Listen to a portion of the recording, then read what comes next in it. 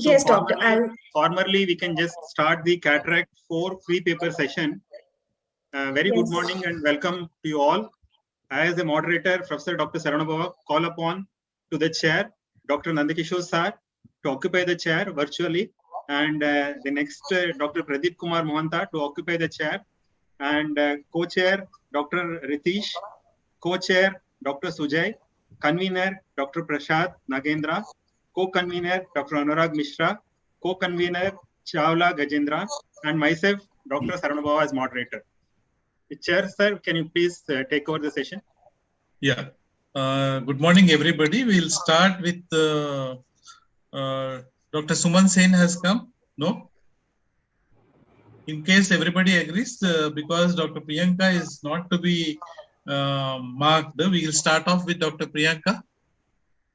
Yes, sir. We'll take over is there, sir. Yeah. No, but because the judges are also not there, so it is better we start with Dr. Priyanka, because anyway we have to not give marking. So shall we start with the non-ratified one so that we will... That is what Priyanka is non-ratified. Yes, so we'll start with Dr. Priyanka. I think it's better you start with the Dr. Sumay. I think it's better you start with the serial number. Better to start with the serial number. Yes, presenters are not there and judges are also not there. Doctor, we'll start by serial wise. Whichever doctor is present, let the doctor take the presentation. Okay, Dr. Rajendra Prasad. All right. So I can start? Yes, Dr. Rajendra.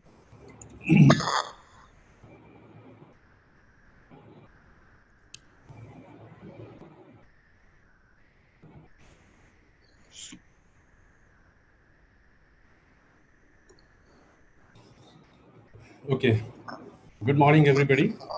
And my research topic is saving needle microcapsulotomy, the new technique to avert Argentinian flag sign in intermittent mature white cataract.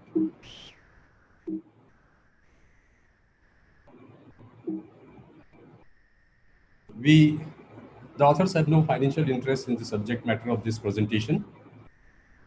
Argentinian flag sign, as you all know, is a self-propagating radial extension of the anterior capsular tear, which typically arises instantly after the initial prick with a hypodermic needle or the Rhaxis forceps. This problem was first described by Daniel Perrone somewhere in 2000. And Perrone described it to be a sequelae of raised intralentricular pressure, the only factor responsible for the propagation of initial prick into a radial capsular tear. So based on that theory, several techniques have been described to neutralize the raised interlentricular pressure, including the small needle aspiration technique, which involves pricking and simultaneously aspiration of the liquefied lens matter to decompress the bag with a sharp 26G or 30G hypodermic needle. But peripheral extension of the capsular tear has still been very frequently reported instantly after pricking the anterior capsule, instantly after pricking the tense anterior capsule, even before initiating the aspiration of the liquid cortex. So you can see here in this video, the moment you prick it, the capsule starts extending to the periphery. The incidence of radial extension of capsular tear have been reported somewhere 3.85 to 28.3%. The tear, but what is important is almost in 7 to 24% of the cases, the anterior capsular tear extend into the posterior capsule, resulting into the posterior capsular tear, and which could result in serious complications like vitreous loss, lens material drop, and capsular support loss for the IOL. So question arises, why despite many innovative techniques, the problem of radial extension of the capsular tear continues to be a challenge in introducing white cataract? It means there had to be some other factors responsible which assist the raised interlentricular pressure to propagate the splitting of the capsular tear after the initial prick. So we did a retrospective examination of the surgical videos where Argentinian flag sign was noted. And we found that in reality, it's not the raised interlentricular pressure, the only factor responsible for the extension of the tear. It is the configuration of the initial prick, which is created on the tense anterior capsule to open up the capsule with the sharp tip hypodermic needle or the sharp tip Rhaxis forceps. So like you can see here in this picture, So what we knew, other important point was, if you puncture the anterior capsule with a sharp tip hypodermic needle or the Rexis forceps, it results into a small linear cut with open edges along the entry of the needle. So this kind of opening you make on the anterior capsule. And what happens, you have a raised interlenticular pressure along with volcanic eruption of the interlenticular fluid. The moment you break it, it triggers a disruptive force along the discontinuous edges of the linear cut. And this linear cut easily opens up and split along its open edges and rapidly radialized to the periphery. Then it results into a Argentinian flag sign. And we also noticed the important point was the tear always extended radially along the discontinuous open edges of the linear cut, but it never extended perpendicular to the tear. So henceforth, we came up with an hypothesis that if we were able to manually create an opening in the anterior capsule, which had a round and regular configuration, like a capsulotomy in true sense instead of a linear cut, we may provide resistance against the forward thrust of the interlenticular pressure, and we can prevent the Argentinian flag sign. So the purpose of this study was to describe an efficient new technique, saving needle microcapsulotomy to avoid Argentinian flag sign during capsular access in patients with intermittent early white mature cataracts. So what we did was we actually developed a device which is called as a saving needle microcapsule to open up the tense and stretched out anterior capsule. Now this device has a round and pointed tip, unlike the sharp and beveled tip of the Rexis forceps or the needle. So what happens, this round and pointed tip of the saving needle microcapsulotomy, when puncture the anterior capsule, it creates an opening with a smooth and round configuration without any discontinuity, allowing the liquefied lens matter to egress, thereby decompressing the bag without propagating the radial extension of the capsular tear. Now, since it's round, it will not open up completely. And you know that the linear cut will easily open up because of the high pressure in the interlenticular space. And this round hole microcapsulotomy would act like a mini Rexis with round regular configuration to provide greater resistance against the disruptive forces generated by the high interlenticular pressure. Generally, we need just one puncture, but for the complete evacuation of the fluid, we can make multiple punctures to completely evacuate the multiple fluid pockets sometimes you have in these intermittent cataract. So this is the video. To have a successful result, you have to stain the anterior capsule with 0.06% of the trypan glue, and then pressurize the anterior chamber with the viscoelastic. Now this is the device which is being used. You have to just puncture the center. When you puncture, you are making a round hole in the capsule. Now this is another video. Just puncture it, you make a round hole. The moment you puncture, the fluid starts evacuating from the intracapsular space. High pressure will not lead to the disruption of the tear. So this is basically, so to conclude, and white cataract, it is primarily the linear cut configuration of the initial prick made by the sharp hypodermic needle on the tense stretched out anterior capsule, has the potential to spontaneously extend along its open edges and raise interlenticular pressure, leading to a the technique of saving microcapsulotomy. Doctor, your time's up. Bag creates an open capsule which has a round regular configuration like a capsulotomy in true sense that provides resistance against the disruptive forces triggered by the high interlenticular pressure, thus preventing Argentinian flag sign. Initial decompression of the capsular bag facilitates safe and controlled creation of capsular axis of a desired size. Thank you very much. Thank you, doctor.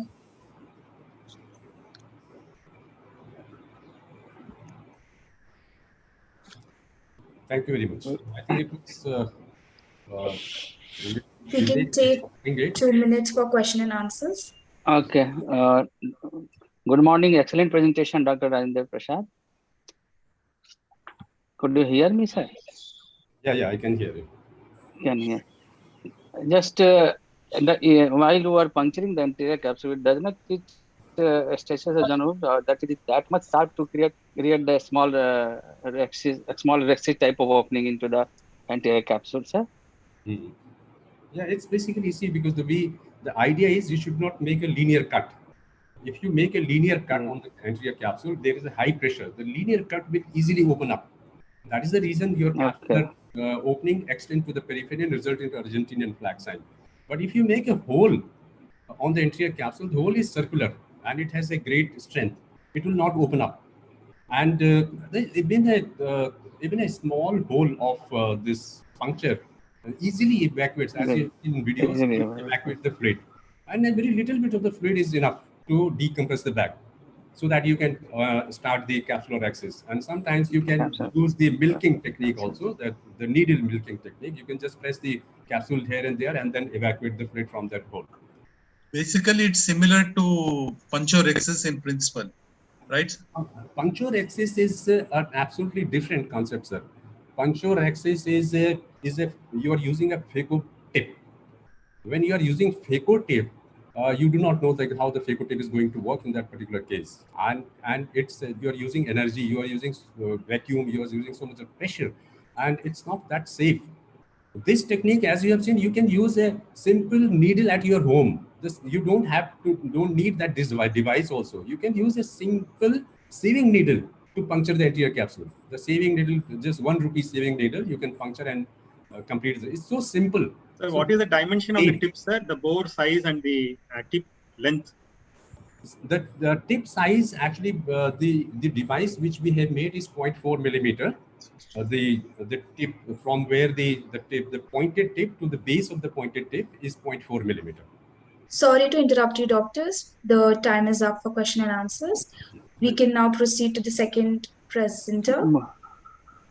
I now call Dr. Subodhit Thakur to please unmute himself on the camera and start the presentation. Over to Dr. Subodhit. Am I audible? Yes, doctor. Yeah, go ahead. A very good afternoon to one and all. Today I'll be presenting about the assessment of visible aerosol generation during phacoemulsification. I have no financial interest in this study. In the middle of this pandemic, SARS-CoV-2 virus has been isolated from the human tears and conjunctival secretions. Thus, valid concerns arise about the risk of aerosolization during phacoemulsification, which comprises the largest volume of surgeries in ophthalmic practice. Bioaerosols carry a risk of infection to the surgeon, theatre staff, as well as to the patients entering the theatre space afterwards. The presence of SARS-CoV-2 viral RNA was detected in even aqueous of the anterior chamber in a study by Ellen H. Koo et al., which confirms its presence beyond the blood-ocular barrier. Therefore, the risk is manifold. The objective of this study is to assess the production of visible aerosol generation during clear corneal phacoemulsification surgery.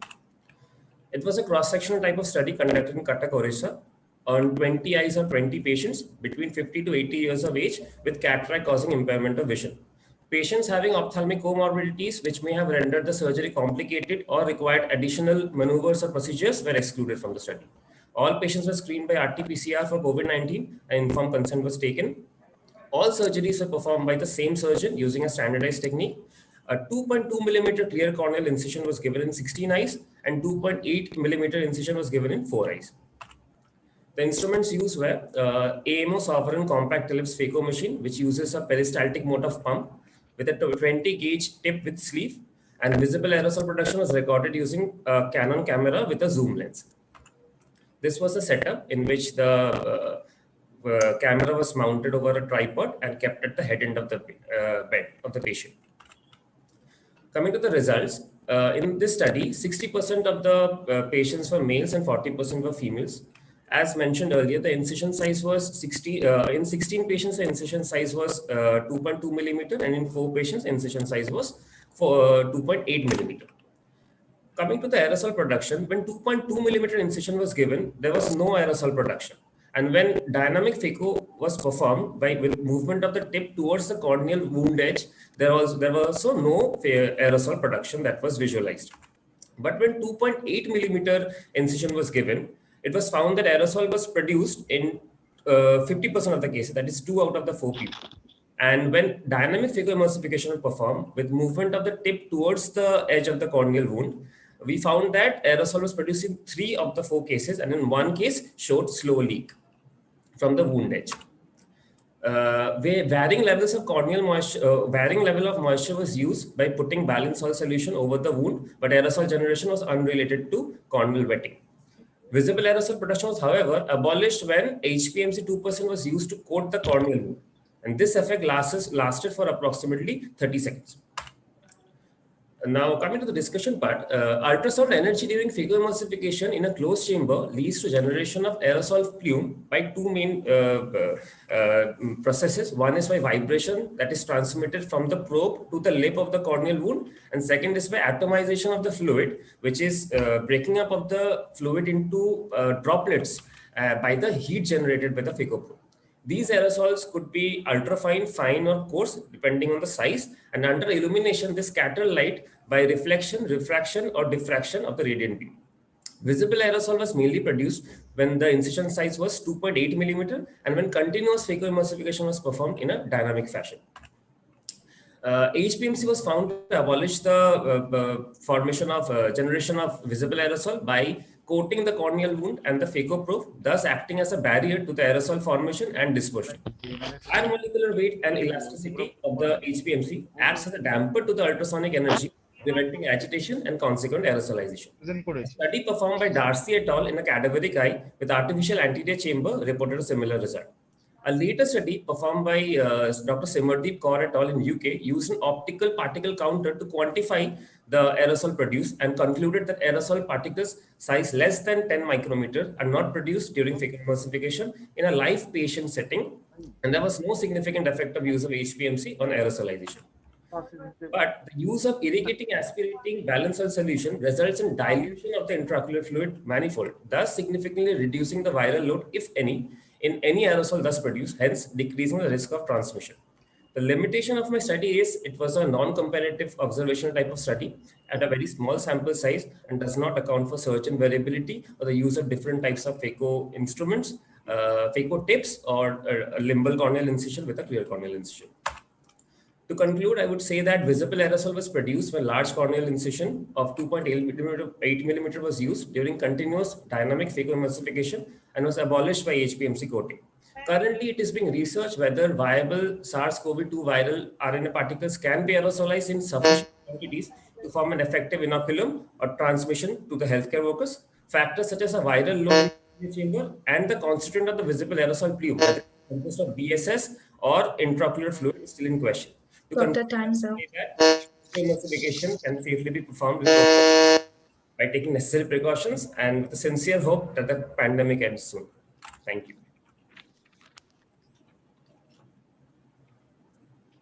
The only thing I wanted to know was why only 4 cases were taken with 2.8 mm.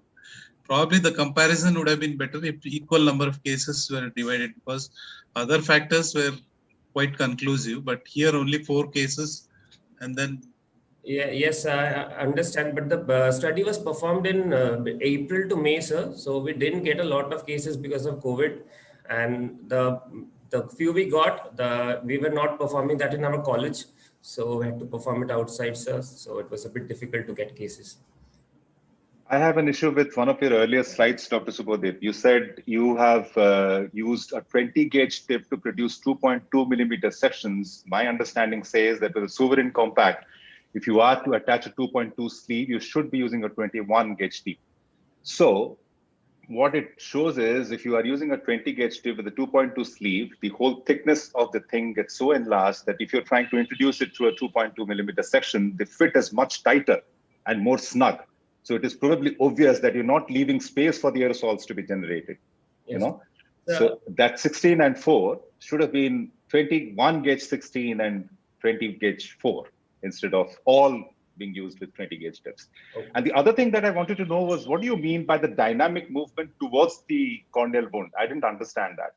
So what does that mean? So when the phaco tip was moved backwards towards the corneal edge, that means if the tip of the phaco was found to be at the lip of the inner corneal edge, and the vibration of the... Why would you need to do that?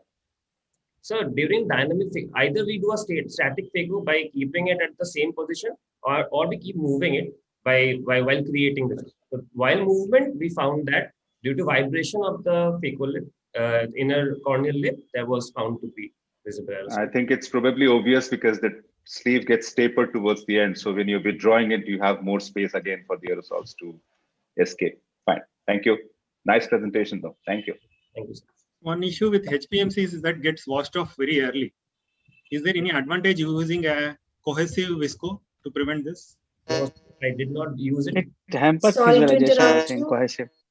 We are done with the question and answers round. Thank you, Dr. Subodhi. Thank you. A small update, Dr. Sheetal Brar will not be presenting the session. And I call our next presenter, Dr. Pragya Saini, to please unmute herself, switch on the camera, and start the presentation. Over to you, Doctor. Everybody, and I'd like to thank AIOS for giving me this opportunity. So my topic is Barrett's comparison of Barrett's Universal 2 formula versus Barrett's TK Universal 2 formula for the purpose of IOL power calculation. And so here, basically, the difference between two is the use of total keratometry. So the total keratometry is basically replacing the assumptions with measurements. Instead of presumed total keratometry, we are now proceeded to actually exactly calculating the total keratometry. It's a new measurement which combining telecentric keratometry and swept source OCT technology for assessment of anterior and posterior corneal curvature. Now, the purpose is to replace the standard, aiming to help reduce the outliers and improve the refractive outcomes of IOL calculation. And it is a ULIP compatible, and therefore existing standard formulas can also be applied here. So basically, what this IOL Master 700 did was, they use a swept source OCT type, and they measured telecentric 3-zone keratometry for the total keratometry measurement, where the posterior 3D points were measured, and therefore exact calculation was made. So now we'll wonder why the new keratometry. So because there are various studies which have proven that comparative to only anterior, presumed posterior is better, and then total keratometry is further better than presumed. So for instance, Fock et al., they showed that the anterior corneal axis can be considered different from the posterior axis of the toric, resulting in a different total corneal astigmatism. Their study concluded that the measurement of IOL calculation with presumed was better than that of just anterior. So there are various studies. This is a Sabini study which also showed that posterior corneal astigmatism exerts a higher influence on the expected astigmatism. So then this is by Bastian Toll. So they also showed similar results compared to Scheimpflug tomography based on total corneal astigmatism. And this is effect of total corneal astigmatism, power calculation, and alignment of total toric IOL comparison methodologies. This is again a similar study which was done. So this also concluded that corneal front keratometric values for toric calculation may lead to postoperative undercorrection. So again, posterior should be taken into account. So now it is actually very expensive to install the Barrett, the Barrett formula, the TK formulas into the IOL. So my study was basically designed to actually see if it was actually worth it. For my study was done on spherical IOLs. So it was worth it for the spherical IOL cases. So the Barrett Universal 2 and Barrett TK toric formula allows the use of actual posterior corneal surface values for the IOL calculation, and only available if Barrett suite and total keratometry license are both activated. So what we did was, my study was located at IKRI Hospital, Noida. And it was a prospective interventional study where we did phacoemulsification with hydrophobic single-piece IOL, which was in Vista, acrylic monofocal IOLs in the bag implantation. And we did the study from January 2019 to October. And method of measurement was the refractive outcome. So basically, we included all the patients with very low astigmatism, uncomplicated cataract, and who were 18 years above and willing to give consent. Any patients with anterior or posterior pathologies with dense cataract who were not able to fixate were excluded from the study, and also patients with previous refractive surgeries. So we had a total of 306 eyes of 240 patients, and IOL formula was calculated using Barrett Universal 2 for the 150 eyes, and TK was 155 eyes. And So this was the demography of the patient with the average age of 66, the median, and the baseline, the visual acuity was 0.3 and so on. So my results basically showed that comparison of average, when we compare the average values, TK values, both the average TK values, cylindrical values obtained with Barrett's TK was slightly higher than that. But on calculation, it was not significant. Similarly, the correlation between the TK and the total keratometry and the keratometry values, they were basically correlating with each other. So this was both significant. And then what we did was we compared the absolute error. So absolute error was calculated, was higher in Barrett TK compared to K, with a mean difference of 0.11. So this part was statistically significant. Now this was both expected error and the absolute predictive error. So the absolute predictive error was after subtracting the expected error and the actual error that we calculated. So this is how we got the absolute predictive was higher. So we divided them into different categories, and what we saw was the point. Doctor, sorry, time's out. Okay, I'm just finishing. So basically, all throughout the history, there have been improvements in the calculations. And so what we concluded was that Barrett's Universal 2 was effective as Barrett's TK for the spherical IOL calculation. And so in future, we'd like to actually conclude it, compare it for the toric IOL formulas and also with other IOL formulas. 1 minute for question and answers. Yeah, it's a little difficult for me to contemplate the novelty in your study, actually, Dr. Pragya, because we know that TK only acts or only is helpful when we are thinking about a toric implant. It does not have much of a significance at all when we are comparing it with the Barrett's Universal 2 when the spherical IOLs are concerned. So, I mean, as expected, the result was probably, right in front of our eyes before you started presenting it. Should we have known that you have done it only based on spherical IOLs? That's the only point I would like to make. And TK does not measure the posterior cornea. It actually measures the anterior cornea and measures the pachymetry at different locations. It just subtracts the pachymetry value from the anterior surface values to give you that value at that precise location on the posterior surface. It does not measure it. It's not a tomographer. That's it. But very nicely compiled, though. Thank you. Sir, actually, we started the study in January, and this the IOL Barrett formula, the TK formula, came out in the end of 2018.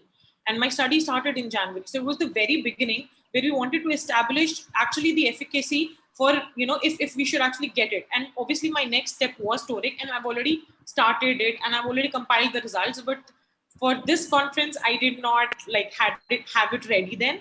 I also have the comparison results with other formulas. They're also ready for publication. But again, for this presentation, I did not have it ready then. Now I do, because it's had a. We would be waiting to see those results, Dr. Pragya, sincerely. Yes. Must say so. Thank you. Thank you, Dr. Pragya. Thank you. I now call our next presenter, Dr. Raghav Malik, to please switch on the camera, unmute himself, and to please start the presentation.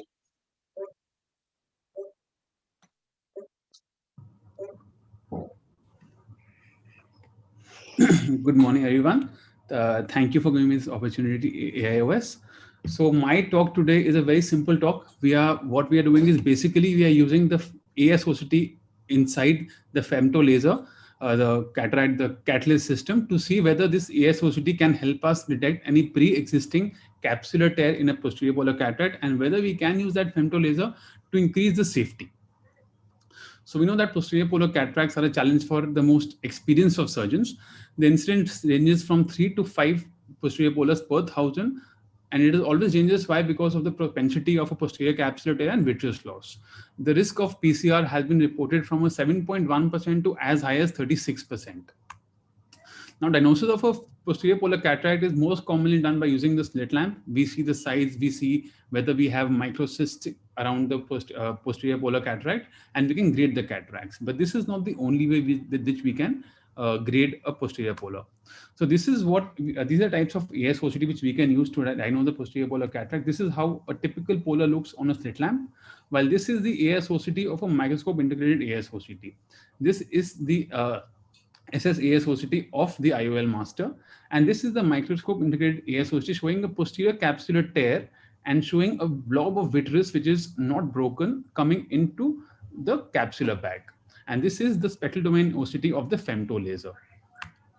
Now, Dr. Chan gave a lovely grading system for the posterior polar cataracts, wherein it is a grade 1 if the space between the polar opacity and the posterior capsule is more than 50%. In grade 2, it is less than 50%. And in grade 3, there is a discontinuity of the posterior capsule or it cannot be made out. So now on the femto laser, the ASOCT can be seen. You can see the anterior and the posterior lens margin, and you can also see the polar opacity. We have a customizable offset with which we can leave an epinuclear cushion. So this is how, once the patient is docked, we can see the posterior margin, and we can increase the offset to about 1000 microns. So a 1000 micron layer of epinuclear cushion is left so that the posterior capsule is safe from turbulence during phacoemulsification. This is similar to driving a car with an airbag. In this picture, you can see that after using like a femto laser, you have an airbag, you have an epinuclear cushion, so you can protect yourself. But if we don't do that, we go bang onto the windscreen, and it can cause more damage. So now, till now, ASOCT has been used only to detect a posterior capsular rupture, but this is our first study that is used to increase the safety. So now the aim was to estimate specificity and sensitivity of using intraoperative ASOCT to detect a pre-existing posterior capsular dehiscence and the subsequent use of the femto laser to increase safety in such cases. It was a prospective interventional case study. 50 eyes of 40 patients having a posterior polar cataract were used. We used only a single surgeon to grade the cataracts preoperatively to eliminate any observer bias. The polar opacity was graded on the slit lamp as being less than 4 millimeters or more than equal to 4 millimeters. On the inbuilt ASOCT, we use this to categorize as intact or discontinuous. Catalyst has the addendum advantage of adjustable offsets like we discussed. Phaco was performed by a single experienced surgeon with all integrity of the posterior capsule was confirmed after cortical aspiration and was divided into dehiscence present or absent. So in the 50 cases that we observed, we saw that on ASOCT, 43 had an intact capsule, and all these on the table had an intact capsule. Of the 50, 7 had a discontinuity, that is a grade 3 opacity on the femto laser. And of those 7, 5 actually had a dehiscence intraoperatively and 2 did not. So this is an ASOCT of a continuous capsule, which showed a clear capsule intraoperatively, while this is that of a discontinuous capsule showing a PCR intraoperative. So of the 50 cases, we had the 7 cases that showed a discontinuity on the femto laser. Of these 7, 5 were actually having a discontinuity intraoperatively. Of these 5, what was interesting was 4 of them were more than 4 millimeters. And of the 2 that were not showing a discontinuity on the table, this could be because the polar opacity was very dense and it was blocking the shadow and blocking the posterior capsule view on the femto laser, or the femto actually works and the epinuclear cushion saved the posterior capsule. So now what is very important is the positive predictive value of our study was 71.43%. That means that in 3/4 cases, in 75, there's a 75% chance if you see a disruption on the ASOCT on the femto, there is going to be a disruption on table. And there's a 100% chance that if the capsule is intact on the ASOCT, it will be intact intraoperatively. The sensitivity was 100% in detecting in ruling out a continuous capsule, and the specificity was 95.56%, which is a very, very high number. So of the 50 cases, 90% were implanted with single piece IOL in the capsular bag, 10% had intra-op PC dehiscence, and no case of nuclear or cortical drop. So it has a high negative predictive value of 100%. So that if we note a continuous capsule on the ASOCT, it is going to be continuous intraoperatively. Sorry to interrupt you, was doctor. 100%, and 2/3 chance of finding a PCR intraoperatively if it was discontinuous PC. So limitation. Your time's up, doctor. I would like to Sorry to mention interrupt. that it is an effective screening tool for presence of complications. It helps us in proper planning, avoids surprises, and larger studies are required. Thank you. Thank you, doctor. 2 minutes for question and answers. Good presentation. Thank you, sir. Only thing I want to highlight is the new ISAR's classification given by Professor Titiyal, wherein there is a central disk which are identified in one of the category that is proven to be protective in nature. That is found to be there. Yes, so sir. that also has to be kept in mind. Maybe that is the reason you in the 2 cases you were not having that rent, though it was given by the OCD. Yes, so there are 2 possible explanations for that. Either one is, like I mentioned, one is yes, that actually the opacity was so dense that it was shadowing the posterior capsular view. And the other is that actually, yes, the epinuclear cushion left by us, the 1000 microns, actually saved the posterior capsule from any fluidics or dynamic changes. So it could be either. But yes, there is no disadvantage. You definitely have an advantage in increasing the posterior offset to 1000. Having said that, how much generally you left the epinuclear cushion in all this? So 500, 600 in normal cases, but for all posterior polar cataracts, 1000 microns. Yes. Yeah, rightfully said, 1000 microns offset.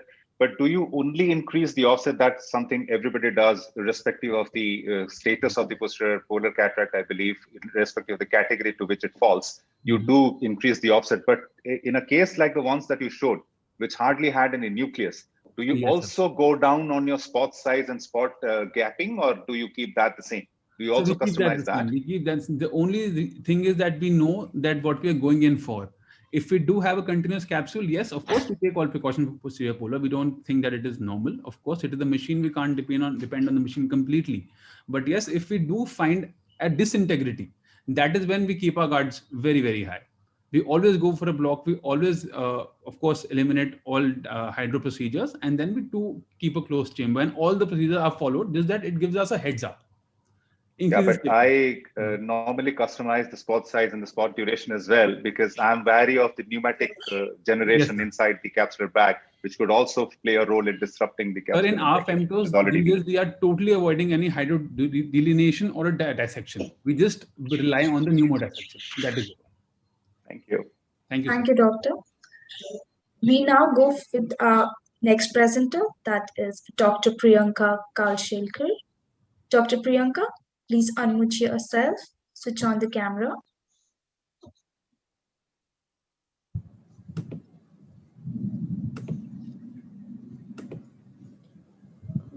Good morning, everybody.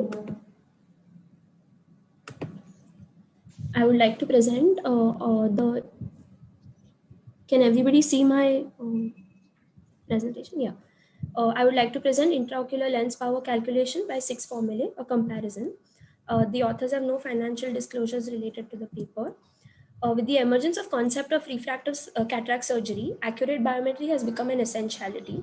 IOL power is calculated with few measured parameters and one predicted parameter, that is the effective lens position, with the use of appropriate IOL power calculation formulae. With precise biometry and formula choice, emetropia can be achieved in majority. The aim of the study was to assess the accuracy of Holiday 1, Hoffer Q, SRK-T, Hagees, Barrett Universal 2, and Hill RBF 2.0 in prediction of postoperative refractive outcome in patients undergoing cataract surgery. The study was a cross-sectional study conducted at Lakshmi Eye Institute in Panvel. Sample size was a total of 1648 eyes were recruited over a period of 18 months. Inclusion criteria were patients aged 40 to 90 years with diagnosis of uncomplicated age-related cataract who underwent uneventful phacoemulsification cataract surgery during the study period with in-the-bag insertion of Alcon Acrysof IQ or Tecnis ZCB00 IOL. Both males and females were included in the study. Exclusion criteria was patients with prior history of any intraocular surgery, complicated cataract surgery, post-operative complication or active ocular diseases, corneal astigmatism more than 3 diopters, and patients with post-operative best corrected visual acuity of less than 612. Pre-operatively, biometry was performed with Lenstar LS900 optical biometer by Hugstreet. Power of the intraocular lens inserted was noted intraoperatively. Eyes were divided into subgroups based on axial length as short, which is axial length less than 22 mm, medium, which is axial length 22 to 25 mm, and long, which is axial length more than 25 mm. Post-operatively, the spherical equivalent of the post-operative best corrected visual acuity was deduced. The IOL power was the first myopic predicted post-operative spherical equivalent refraction by each formula was noted based on Lenstar. Ideal IOL power would be implanted IOL plus 1.5 into postoperative spherical equivalent. This is because conversion from IOL power error to error in the spectacle plane is about 1.5 diopter. Prediction error was ideal IOL power calculated minus IOL power predicted by each formula. Results sample was 48% males and 52% 52% males and 48% females. Axial length, 85% patients were within the normal axial length range. 8% were short and long percent 7% were long. In all axial length, a percentage of eyes between plus minus 0.5 diopters was maximum in the Barrett Universal 2, which was 83%, followed by Hill RBF, which was 73%, and lowest was in Hoffer Q, which is 62%. Likewise, mean absolute error, which was calculated, was lowest in Barrett Universal 2 and highest in Hoffer Q. For normal axial length, percentage with all eyes with percentage of eyes with prediction error between plus minus 0.5 diopters was maximum in Barrett Universal 2. We also found that mean absolute error was lowest in Barrett Universal 2. In short axial length, percentage of eyes with prediction error between plus minus 0.5 diopters was maximum in Haigis, which is 73%, followed by Barrett Universal 2, which is 71%, then Hill RBF 2.0, which is 69, and then SRKT, Holiday 1 and Hoffer Q. However, the mean absolute error was lowest in Barrett Universal 2, followed by Haigis and the others. We found that the mean absolute error was highest in Hoffer Q. For long axial length, percentage of eyes with prediction error between plus minus 0.5 diopters was maximum again in Barrett Universal 2, and likewise mean absolute error was also the lowest in Barrett Universal 2. Conclusion, Barrett Universal 2 formula is the most accurate formula for all axial lengths. Haigis performs well in short eyes. So for a high volume surgical practice where biometry and IOL power calculations are done by qualified technicians and residents using single formula for all types of virgin eyes, reduces the error in IOL power calculation and improves the speed of workflow. Thank you. Thank you, Dr. Priyanka. Question and answers.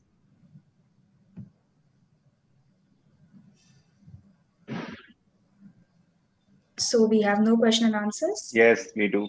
Dr. Priyanka, what do you do when there is an eventuality that the optical biometer fails to take an axiometry? Do you still go ahead and use the Barrett's? No, then perhaps I will be using the SRKT. Any reason why? Because it has over time shown better results with ultrasound biometry. So I think SRKT would be a better idea. Also, it's integrated into the ultrasound biometer. Would you use the Wang-Cox modification in a few cases out of these, or would you just use the SRKT in all cases of all axial lengths? I'm not aware of that, sir. All right. Thank you. Nice compilation, though. Thank you, sir. Do we have any other questions? I think this actually reiterates the established fact. I think it is already in there in the circulation, the scientific circulation. Anyway, very excellent presentation. You have compiled it once here for the convenience of the in your clinical practice. Once you have a very busy OPD and technicians are doing excellent, doctor. Thank you, sir.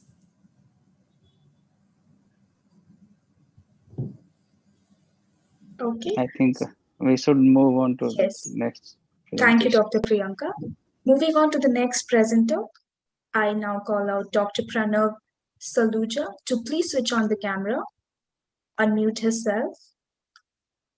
Yes, and please start the presentation. Over to Dr. Pranav.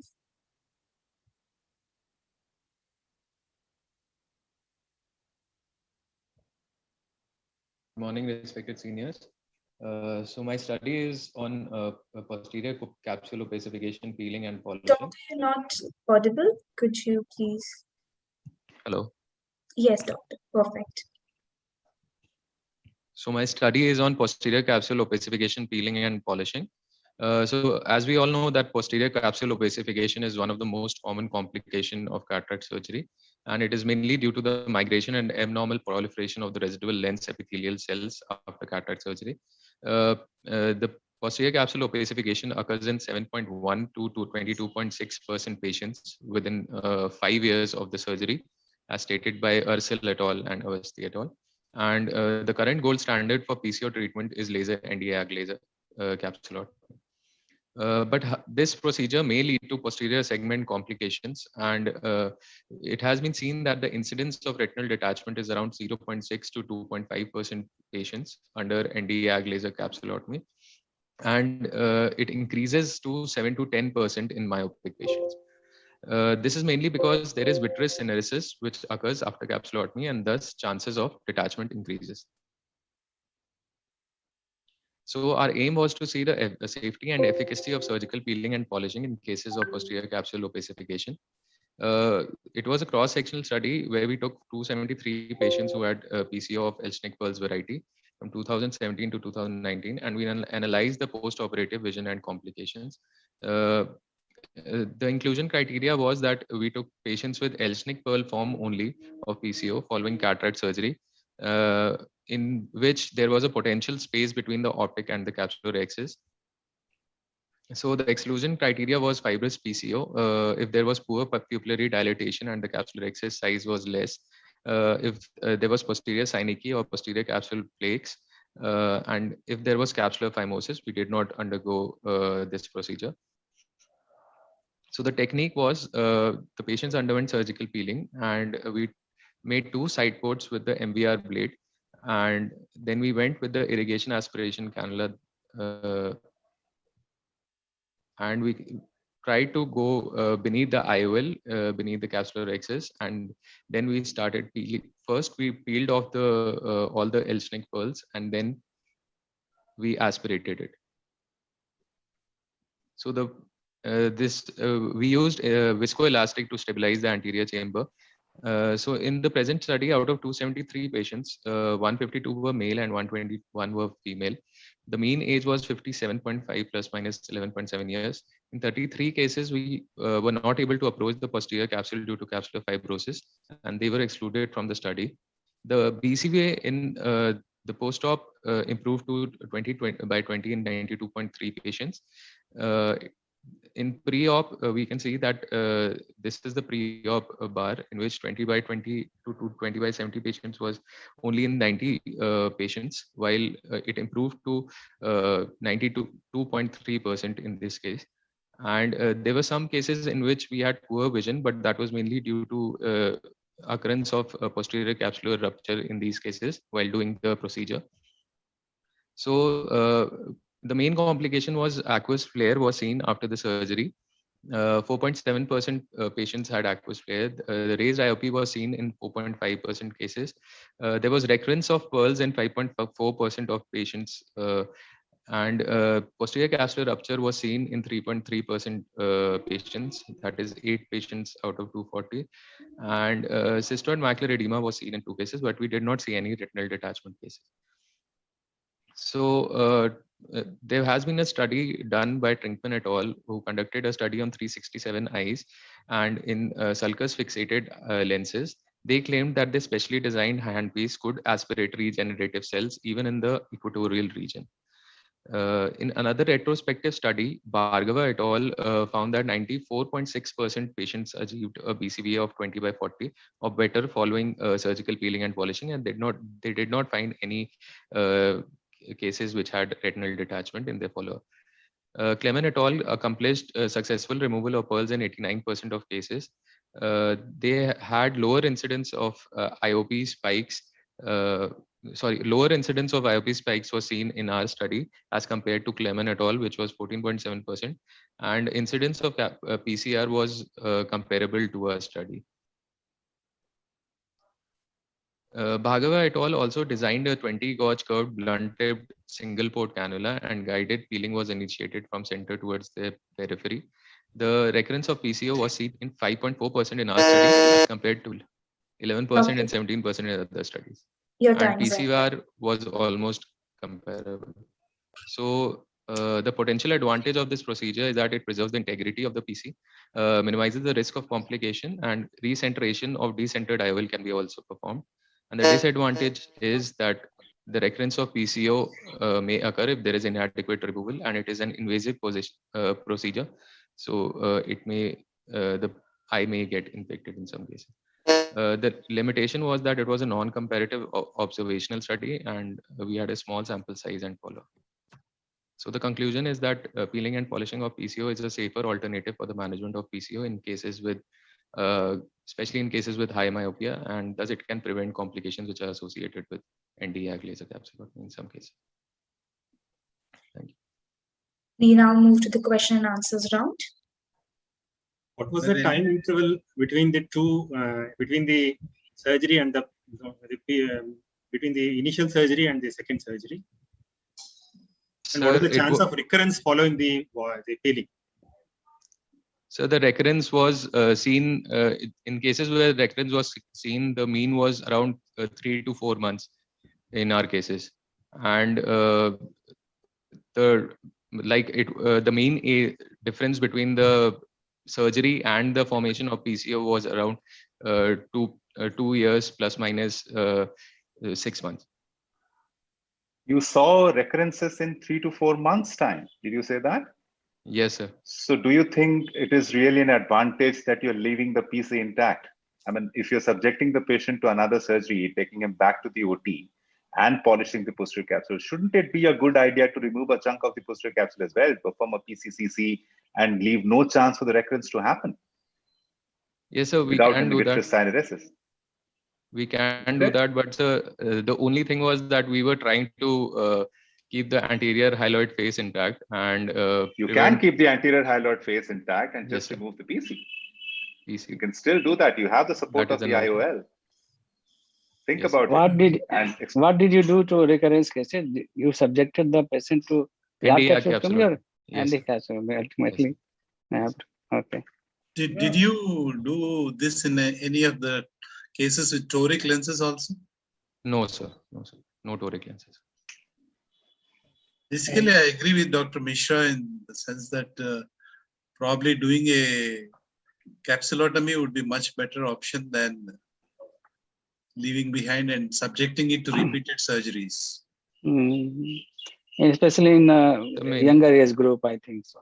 Yes, sir. Could you? Yes, absolutely. Absolutely. But it's a good thought. It's a nice thought. Yes, it's a daring thought. So the main thought was that the patient had, like in patients where there is high myopia and pathological myopia cases, they have a chances of retinal detachment. So we completely understand that, doctor. I was just saying that you expand your observation the next time you do it by combining it with a PCC. Posterior PCC. Yes. Thank you, sir. Nice presentation. Thank you. Thank you, Dr. Pranav. So all the presentation are over? Yes.